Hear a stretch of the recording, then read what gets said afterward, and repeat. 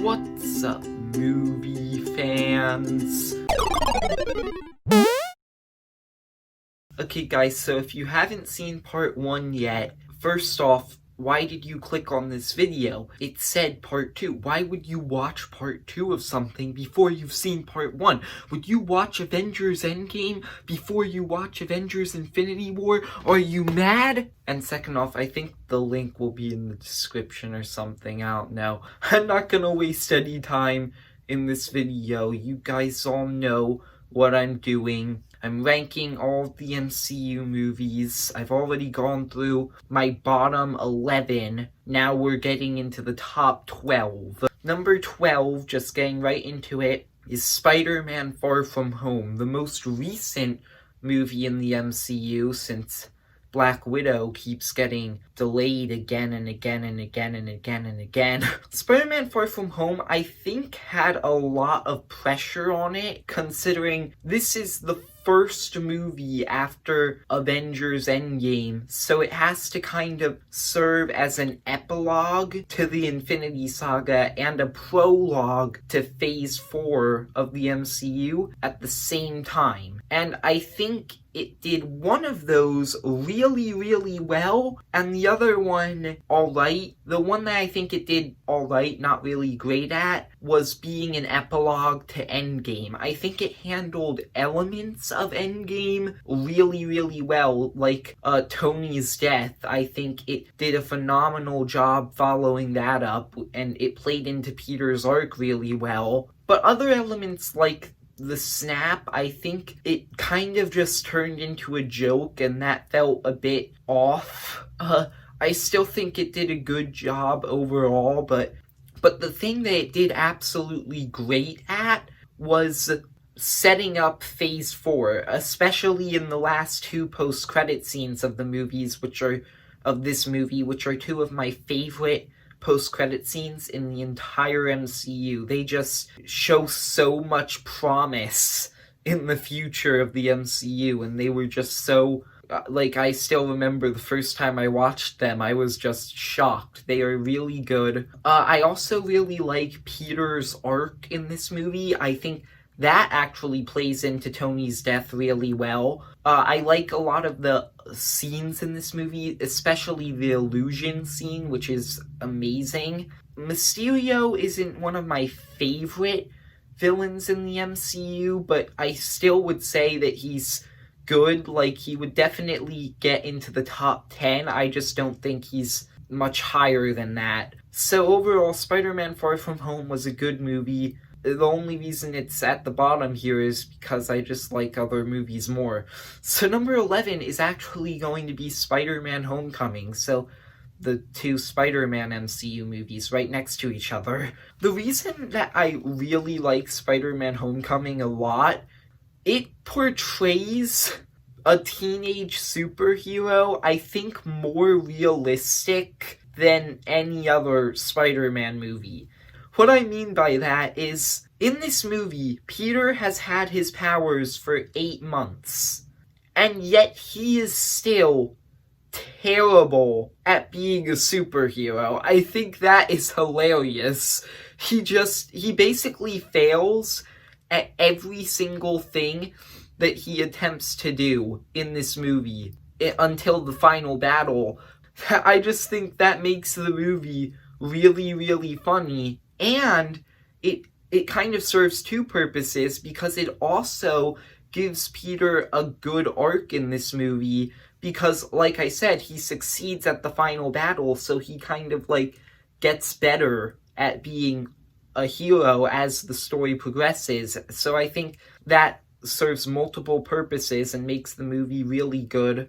And the other thing that I have to say about this movie is the Vulture is one of my favorite villains in the MCU. There are 4 villains in the MCU that I would consider just absolutely perfect, and the Vulture is actually one of those 4. He's a really good villain. He's intimidating, he has a good motivation, I think he's a great villain. One of the other ones was Loki. I didn't mention that in the last video when I talked about him, but he would be up there. We'll get to the other 2 later in this video. But number 10 is Thor Ragnarok, the funniest movie in the MCU by far. Now, I do have to acknowledge one thing that a lot of people point out. The comedy in this movie sometimes is timed wrongly so that it undercuts dramatic moments.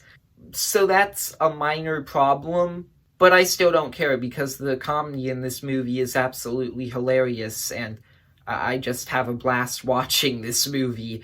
I also think the action is pretty good in this movie, particularly in the final battle and during the scene where Thor and Hulk are fighting. Those are two great action sequences. And I also really like Thor's character arc in this movie, where at the beginning he loses his hammer and he has to learn to reach his true potential and learn how to use his powers without his hammer. I thought that was a good arc. Number 9 is Black Panther. This movie, in my opinion, has the best hero-villain relationship of any other movie in the MCU, and what I'm about to say is very complex, so I'm gonna try and explain this. I really like what they do with T'Challa and Killmonger in this movie, because at the beginning of the movie, T'Challa is a really good person. He's noble, he does the right thing, he cares about other people, he's a good person. However, his problem is that he's not helping the rest of the world. He's abandoning them, and he shouldn't be doing that. So that's his problem, even though he's a good person. Then you have Killmonger, someone who is a bad person. He kills people without remorse. He's just this terrible, aggressive murderer. Except he wants to help the rest of the world. Yes, he wants to do it in an aggressive, evil way because, but he does want to help them. So the only way that any of these characters can really become, that either of these characters can really become perfect characters is if they learn from the other person. They learn the element that they're missing. For Killmonger, it's being a good person, and for T'Challa, it's helping the rest of the world. T'Challa learns, so he's the hero. Killmonger is unable to learn, and so he's the villain. I think that's the most complex thing I've ever said on this channel before, but I think that's kind of what they were going for, and that's a really, really cool, development. That's a cool story, and I really like that. Killmonger is also a great villain. I would say he's another one of those 4 that I would consider absolutely perfect. So number 8 is Guardians of the Galaxy. This movie is really, really cool in how it takes this group of characters that hardly anyone had ever heard of before this movie came out. It makes them household names. It made them household names. Now everybody knows who these characters are. Before, hardly anyone knew. And that's because this movie just makes them so likable. This movie is just really, really fun in how it portrays them, in their performances, in their personalities, and how incredibly petty they all are. And it's really, really funny too. This movie is hilarious because all these characters just have these really weird personalities. It also develops them really well. They have great character arcs, and I think this movie just does an overall great job with its main cast. So number 7 is Guardians of the Galaxy Volume 2. I'm honestly shocked that this movie made it this high up on the list, but the most recent time I watched it, I think I realized something. This movie basically takes everything I like about the first movie and does the same exact thing again, except this time it gives each of its characters way more emotional and interesting story arcs. So therefore, I think it's better than the first film, because each of the characters are developed way better, in my opinion, especially Star-Lord, Gamora, Rocket, Nebula, and Yondu, who are great in this movie. I think that Gamora and Nebula's relationship is great. Star-Lord meeting his father is great. Yondu and Rocket's friendship that they kind of build is great. If you would have told me after I watched the first Guardians movie for the first time that my favorite character in the sequel would have been that one random blue guy with the arrow, I would have been like, huh? But apparently he was, because he's a character that I never knew I wanted a redemption arc for until I saw this movie, but I really like what they do with a lot of these characters more than the first movie. So number 6 is the first Iron Man movie. The first movie in the entire MCU, the one that started this entire universe. And this is the movie that kind of can stand on its own. Like all the other movies, when you kind of look at them, I feel like the first thing I think when I see a lot of them is the MCU. But with Iron Man, at the time, it was just this standalone thing. Like, it didn't have any of the other movies, but it still managed to be good without all of the other movies helping it. It's a really good movie. Tony Stark, or Iron Man, I think is the main reason this movie works so well. First off, Robert Downey Jr. is just really good at playing him. He is absolutely hilarious in how he plays Tony. I think you all know how good Robert Downey Jr. is as Tony Stark. I don't think this is news to anyone. Just his character arc and the story in this movie also helps him out a lot, because he just has this great arc where at the beginning of the movie he's this terrible, arrogant jerk. He learns to be a better person. It's a really heartfelt, emotional story. I think Tony's just a really good character overall, and I think that's the reason this movie works so well. This movie has surprisingly good CGI for, the first movie in the MCU. This came out the same year as The Incredible Hulk, and like I said in the last video, The Incredible Hulk CGI looks terrible. This movie's CGI actually holds up pretty well.